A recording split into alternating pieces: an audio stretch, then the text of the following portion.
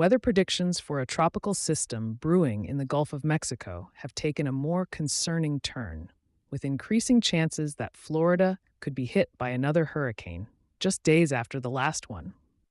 The National Hurricane Center started releasing advisories for the system early Saturday, cautioning that a powerful hurricane with several life-threatening dangers is expected to impact Florida's west coast by next week. The developing system in the southwestern Gulf of Mexico is expected to gain strength over the weekend, eventually forming into a tropical storm.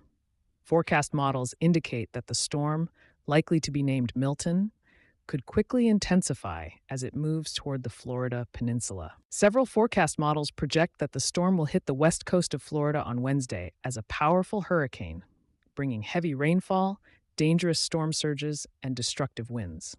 This comes less than 2 weeks after Hurricane Helene devastated the Big Bend area as a Category 4 storm. The area at risk for a direct hit ranges from just north of Tampa down to Naples and Marco Island, according to current models. However, as with most hurricanes, severe impacts could reach far beyond the storm's center, potentially affecting regions from southern Georgia to the Florida Keys with intense rain and strong winds. The Hurricane Center urged residents along Florida's west coast to ensure they have a hurricane preparedness plan ready, follow guidance from local authorities, and stay updated on the latest forecasts. The possibility of another hurricane hitting Florida is especially concerning, as coastal communities are still recovering from the aftermath of Hurricane Helene, which impacted areas from the Panhandle to south of Tampa. Helene has been linked to at least 19 fatalities in Florida and 221 deaths along its entire path, reaching as far as Virginia. If Milton develops and makes landfall in Florida as a hurricane, it would be the fifth hurricane to hit the U.S. Gulf Coast this year, following Beryl, Debbie, Francine, and Helene. Though there's uncertainty about the intensity of this upcoming storm, 3 specific factors are raising concern. First, heavy rainfall is expected to hit the Florida peninsula in waves before the main storm arrives midweek. This will soak the ground and elevate the risk of flooding, similar to what occurred in the southern Appalachians before Hurricane Helene. However, flooding in Florida is not likely to be as severe as in the western Carolinas, since there are no mountains to trap excess moisture, and the flat landscape will cause runoff to spread out more gradually. Second, forecast models for the storm's strength have become more concerning. Initially, they indicated the system might only make landfall as a weak tropical storm, or possibly not even develop into a named storm. However, recent updates have dramatically increased the potential intensity of the storm. Third, if the storm reaches hurricane strength and makes landfall, it could trigger a hazardous storm surge in parts of Florida's western peninsula, likely south of the Big Bend, which were already impacted by coastal flooding during Hurricane Helene. The Hurricane Center has stated that environmental conditions are expected to allow the system to strengthen steadily, if not rapidly, in the coming days. Their current prediction suggests the storm could approach Florida's coast as a high-end Category 2 hurricane, with maximum winds reaching 110 miles per hour. However, they noted that an upward adjustment in intensity may be necessary. Forecast models vary in their predictions, ranging from tropical storm strength to a major Category 3 hurricane or higher.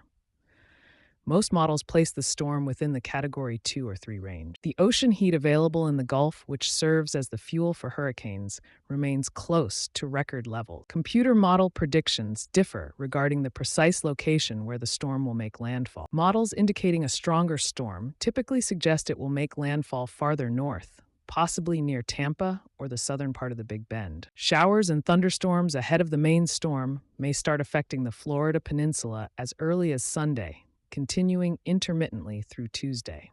Some of these downpours could be quite heavy, leading to potential flooding in certain areas even before the storm arrives. Model projections indicate that the potential hurricane could reach the area on Wednesday or Wednesday night, bringing heavy rainfall and strong winds.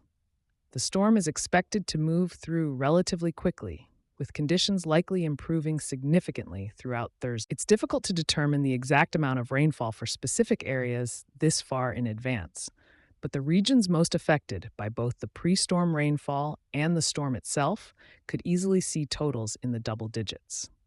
The National Weather Service office serving the Tampa area stated, "What we can confidently predict right now is a prolonged period of heavy rainfall from Sunday through early Thursday, with widespread totals exceeding 5 inches." The forecast office for the Melbourne, Florida area observed that anomalously high moisture levels will be present. If this system develops into a hurricane, various hazards, beyond just flooding, could impact the Florida Peninsula and areas to the north and south. A storm surge could lead to significant coastal flooding in areas near and south of where the storm makes landfall. Destructive hurricane-force winds are anticipated in the eye wall, the area of intense thunderstorms surrounding the storm's center.